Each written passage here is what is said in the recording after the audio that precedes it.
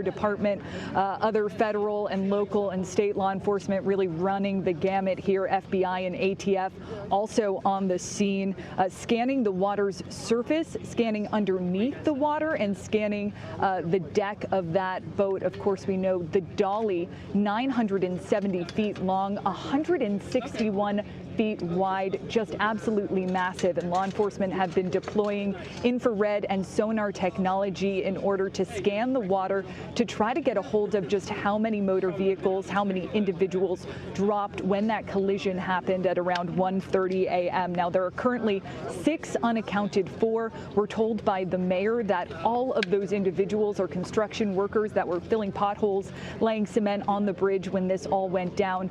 2 have been rescued, pulled from the water. One was uninjured and refused to be transported to the hospital. The other in serious condition and was brought to a local trauma center. Now, according to unclassified situational reports obtained by CBS News, authored by the Department of Homeland Security, that ship, the Dolly, it lost propulsion. That's when we heard the Mayday call to Maryland law enforcement and to the port here. That is when crew members notified the Maryland Department of Transportation that they thought it was possible that this collision could occur. And Nicole, has there been any word from authorities on the scene about the disposition of the crew aboard the cargo ship itself? Here's what we know about the crew. The ship owner has confirmed that all of them are accounted for, including 2 pilots that were aboard this ship, Major, and that there have been no injuries. You have to imagine a really chaotic scene unfolding. We're told by law enforcement and officials here that that ship, the Dolly, left the port of Baltimore at approximately 1 a.m. And again, it was around 1:30 a.m. when this collision occurred.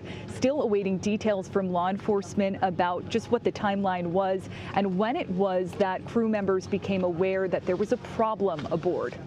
And Nicole, it's worth pointing out when the word came from the vessel that it had lost propulsion and control, clearly it could still go forward, but it couldn't go reverse. Nicole, please stand by. Here's President Biden to deliver remarks. Let's take a quick listen. Before I leave for North Carolina, which I'm going to do in a few minutes, I want to speak briefly about the terrible incident and accident that happened in Baltimore this morning. At about 1:30, a container ship struck the Francis Scott Key Bridge, which I've been over many, many times commuting from the state of Delaware, either on a train or by car. I've been in Baltimore Harbor many times. And the bridge collapsed, sending several people and vehicles into the water, into the river. And multiple U.S. Coast Guard units, which are stationed very nearby, thank God, were immediately deployed along with local emergency personnel. And the Coast Guard is leading the response to the port, where representatives from the Federal Highway Administration, the FBI, the Department of Transportation, the Army Corps of Engineers, as well as Maryland officials and Baltimore Police and Fire, are all working together to coordinate an emergency response.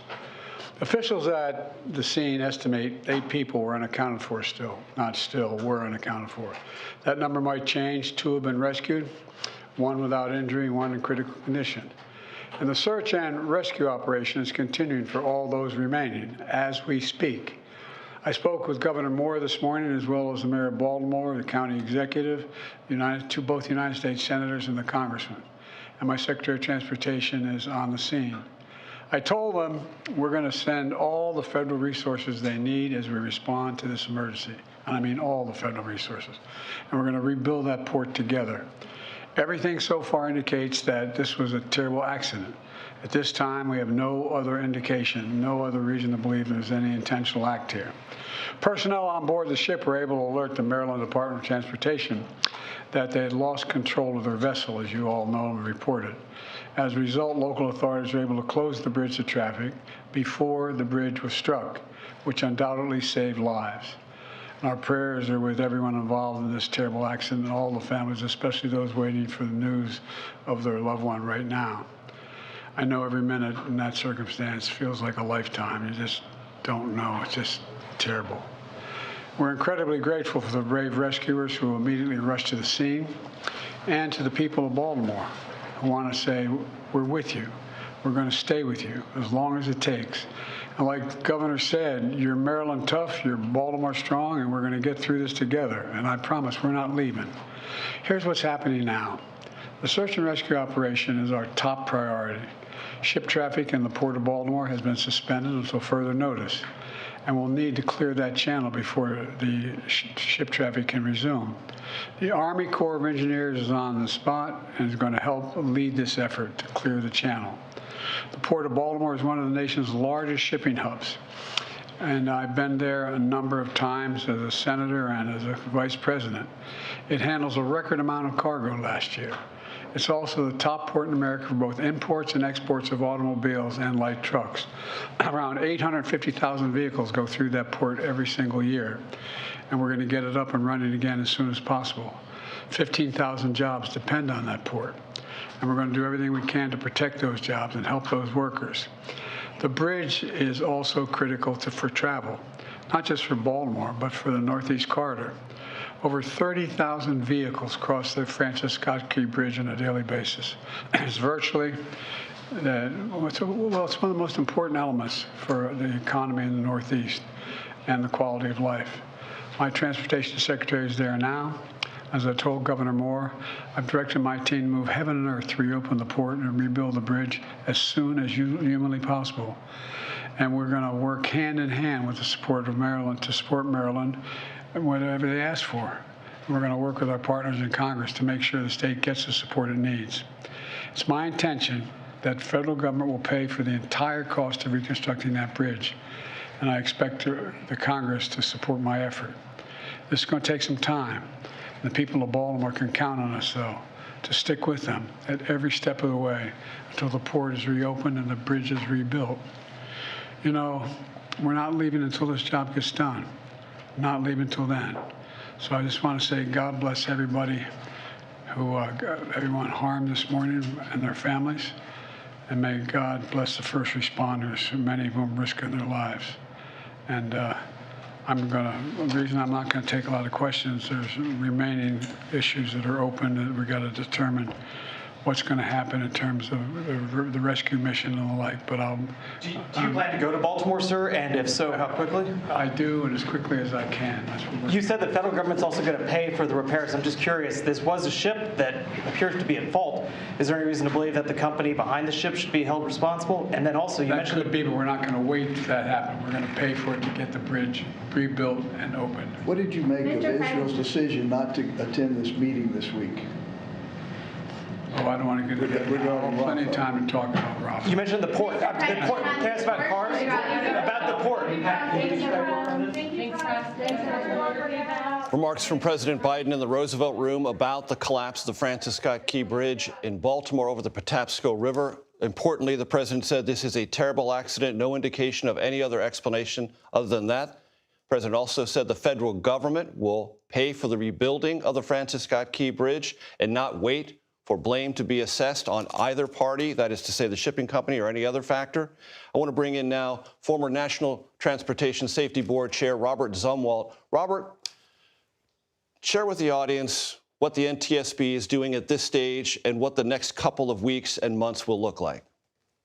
Major, good to be with you. And the NTSB will be leading this investigation with the assistance of the U.S. Coast Guard. The NTSB is already gathering a lot of information. There are several things that will help the investigation. For one, they've got a surviving crew, and that's very important. They can get a firsthand account of what was going on in that ship.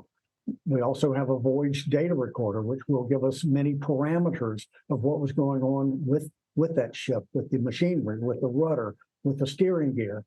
And also we've got recordings of the bridge, on the ship's bridge, the recordings of the crew as they are interacting. So there's a lot of information there that will help the NTSB and the Coast Guard put this all together. Robert, in terms of the potential of an accident of this magnitude, is this something that either the NTSB, the Army Corps of Engineers, Department of Transportation imagine could happen with so much vessel traffic going through a waterway like this? Or is this something that is not planned for, not anticipated in any way, shape, or form? Well, I think the response that we saw today in Baltimore is a good indication that these communities are prepared for mass casualty events. So I think that speaks well to the planning that goes on behind the scenes. I want to go back to Nicole Skanga on the scene in Baltimore. Nicole, for the audience's benefit, talk about the infrastructure challenges ahead and the potential economic impact on the Baltimore economy and the Northeastern economy referenced by the president. Yeah, absolutely. You heard President Biden there reference that this is really a hub of the Northeast. He wants to visit, and he has also vowed that the federal government is going to pay every single penny for this recovery, telling the press there we're going to rebuild it together, and citing that the Army Corps of Engineers is here to clear out the port of Baltimore. Now, you've heard the president say there 30,000 vehicles a day cross the Francis Scott Key Bridge here. In 2023, there were 52.3 million tons of foreign cargo that were carried through the port of Baltimore here, amounting to about $80 billion. Just a tremendous amount, Major. But we are hearing from law enforcement officials and officials here, the governor, the mayor, saying, yes, we know that this is a key commerce hub. Right now, the focus is on rescue and recovery. Tomorrow, we have to move on. We have to rebuild and figure out how we're going to get this port up and running again. Nicole Skanga, thank you very much. Also, our thanks to Robert Zumwalt, former chairman of the NTSB. Our coverage will continue on CBS News Streaming, your local news, and of course tonight on the CBS Evening News. This has been a CBS News Special Report. I'm Major Garrett in Washington. Good day.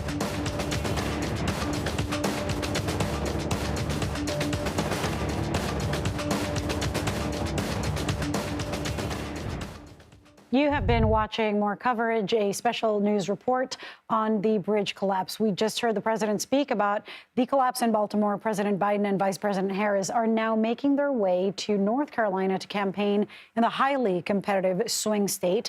There is CBS News campaign reporter Aaron Navarro in North Carolina, in Raleigh specifically, awaiting the arrival of the vice president and the president. So we heard from Biden, of course, this. One of the things that I think about, when you think bridges and is the infrastructure bill and law that he so much has championed and promoted. Of course, we also saw the cargo ship hitting the bridge. So it's not like one can assume that this is a failure of the infrastructure.